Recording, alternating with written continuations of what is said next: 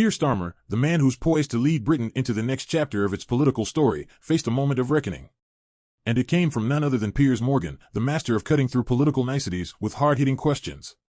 In a tense interview that has now gone viral, Morgan posed a question that left Starmer flustered, sparking widespread discussion about his leadership and vision for the country.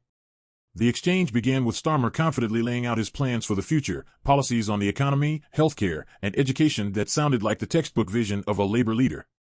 But then Morgan, never one to back down, interrupted with a direct challenge. Keir, do you honestly think the public knows who you are and what you stand for? That question landed like a bombshell. For a moment, Starmer seemed caught off guard, as if the veil of political polish had been ripped away. His response, measured and diplomatic, attempted to steer the conversation back to his policies. But Morgan wasn't having it. He pressed further, citing polls that suggest many voters still see Starmer as enigmatic, a leader whose positions lack clarity or conviction. This moment struck a nerve, not just with Starmer but with the public. For months, critics and even some supporters have questioned whether his leadership is defined by bold ideas or by playing it safe to avoid controversy. Morgan's question crystallized that doubt, forcing Starmer to confront the perception that his leadership is more about avoiding mistakes than inspiring confidence. As the interview continued, Morgan zeroed in on key issues. He questioned Starmer's position on Brexit, asking whether his plans truly respect the referendum result or subtly aimed to reverse it. He challenged him on the NHS, highlighting a growing sentiment that Starmer's promises echo those of past leaders without delivering real solutions. And when it came to leadership style, Morgan bluntly asked whether Starmer has the charisma to unite a divided country. The tension in the room was palpable, but it wasn't just a clash of personalities. It was a microcosm of a larger debate happening across the UK.